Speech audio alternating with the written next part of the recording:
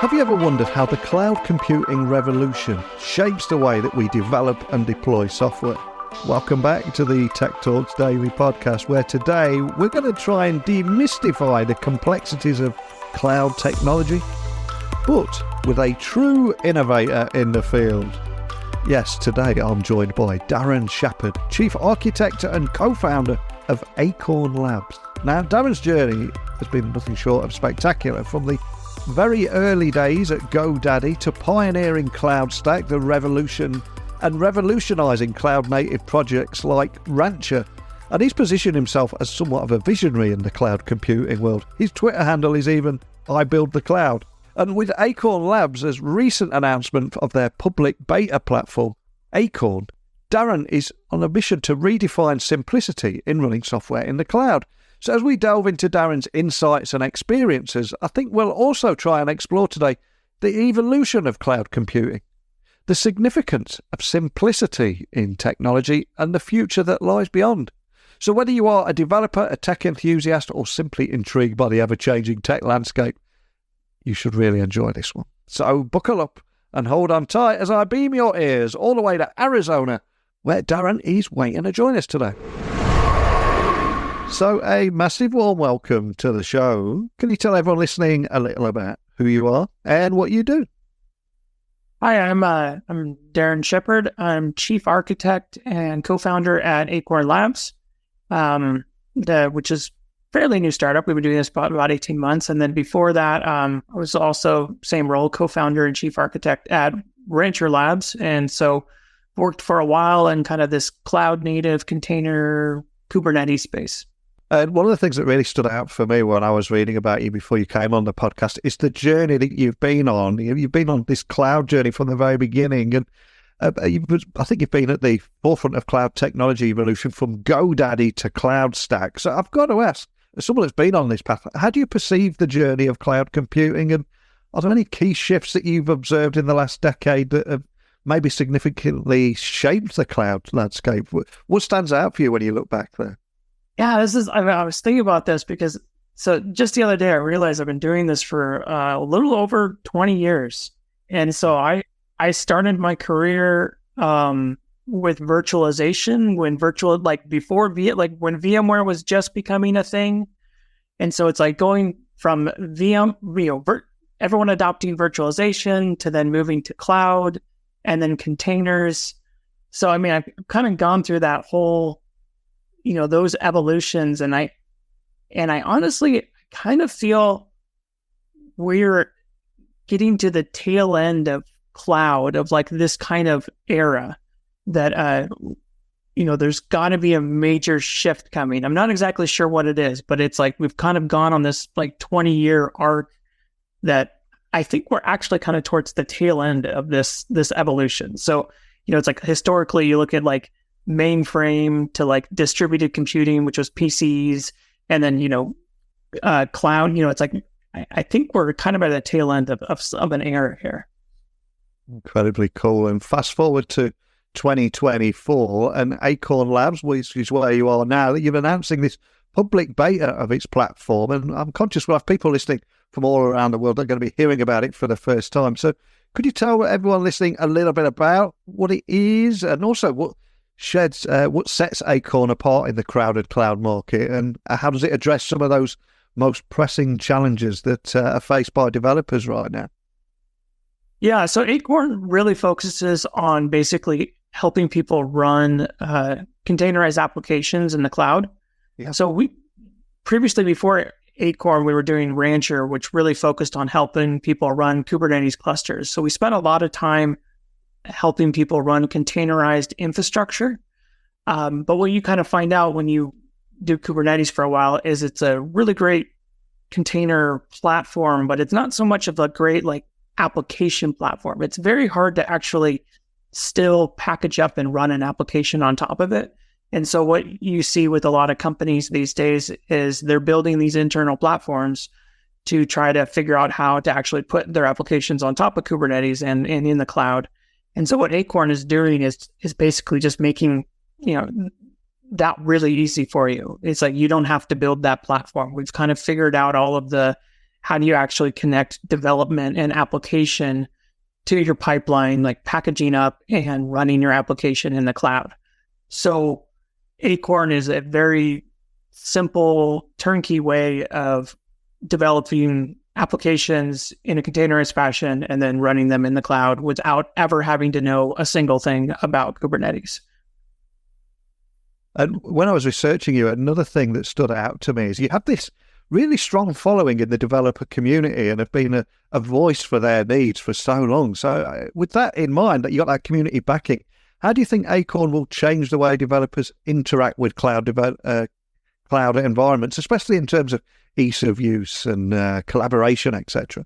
Yeah, so it's it's like I have a certain amount of I guess following like on Twitter, and it's I think it's because I'm kind of known for complaining a lot. I just kind of complain about a lot of things, and it's because like I approach most technology as a user, not as like I'm just fundamentally trying to leverage the technology, do the new shiny thing, and then I get frustrated. And so everything that I've kind of done, that past companies and things, have all been from the perspective of trying to make it easier for users. And so I think that's what kind of resonates, with what I say online or kind of what we've done. And so Acorn is just fundamentally aligned with that. I've worked in the space long enough, and I still think it is just so difficult to, just that basic thing of like, I want to run an application is so hard. So what I'm really hoping with Acorn is that people can just focus more on their task of writing their code and less on all of the boilerplate and mundane tasks of how do you actually package it up and run it. So, I really want to get people away from having to have deep knowledge of AWS and Kubernetes and all the cloud. It's like all these technologies I've helped build over the last 2 decades. I really much feel like should be behind kind of a wall. Like you just don't need to know them because the patterns are established. We know kind of the best way to do things. So at this point, it should be a lot more turnkey than it actually is. And in your defense, I would say you don't come across as someone that complains a lot. You're someone that might find problems and find solutions to those problems. When I was checking you out on Twitter, I think your handle's I build the cloud. It shows you how long you've been in the industry if you managed to secure that as a handle. Oh yeah, and the funny story with that handle too was I went and one day it was like I woke up at like 3 or 4 in the morning and I'm like, I should buy the domain ibuildthecloud.com. So I bought that domain like random in the middle of the night, and it was like a couple days later, the cloud product I was building got shut down. And so I'm like, I no longer build the cloud apparently. But it worked out. I've continued to work in the cloud space for a while now. And do you still own that domain name? Oh yeah, I don't think there's any on it, but I still own it. Yeah, love it. And from building CloudStack to now leading Acorn Labs, I'm curious, how has your vision and approach towards creating cloud solutions evolved? What lessons from those past experiences have been pivotal in shaping Acorn, would you say? Oh, I think the fundamental thing that I've learned over the years of doing this is it's just gravitate towards simple things. Like there's this idea in cloud that has been sold from the beginning of like architecting for the cloud or horizontally scalable or web scale or like just leveraging all these like fancy technologies and new things. And most of it honestly doesn't really work out. It's like the best solutions are always the simplest ones.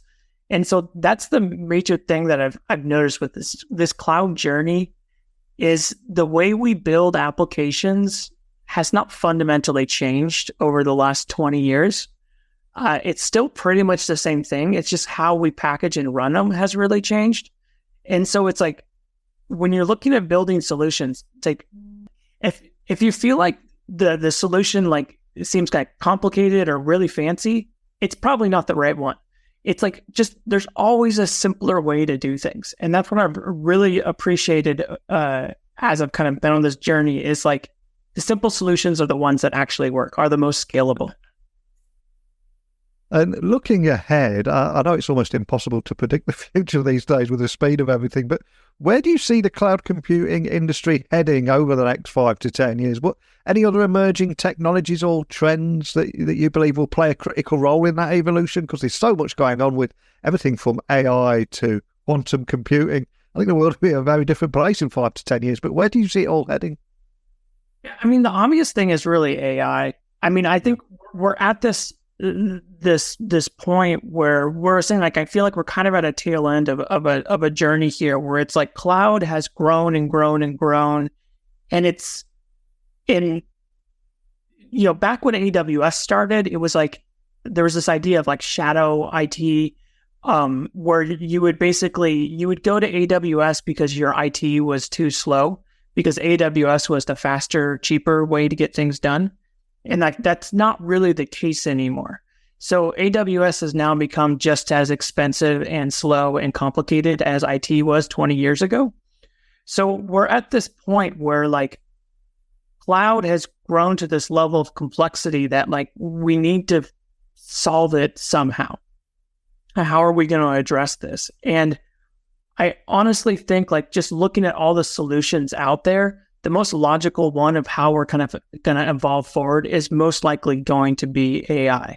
Now, like, so I've spent quite a bit of time in the AI space, whatever, and I'm quite optimistic about it. But right now, it's very early. There's really nobody's doing anything fabulously great with it, to be honest. But that is kind of what I really do think that is going to be the next major thing, is going to be the application of AI to basically deal with the complexity of what we have right now. Oh. And you've had a fantastic, hugely successful career. You've seen so many big changes. There's an old law in the universe that when you reach the top, you should always send the elevator back down for the next person to come up. So for any individual that's listening that might be aspiring to make their own mark in the cloud computing arena, any advice that you'd offer, any specific skills or probably most important mindsets that they should cultivate to thrive in this rapidly evolving field? Yeah, I think right now, I think there's like, for people coming into the field right now in cloud, is like, it's surprisingly, it's kind of like a mature space now. There's a lot of information. There's a lot of things. Is what I would say for people is be very careful of kind of like all of the best practices. Like, this is the way you should be doing things, is because a lot of the best practices are designed for a larger scale than what you actually need. And they're quite complicated.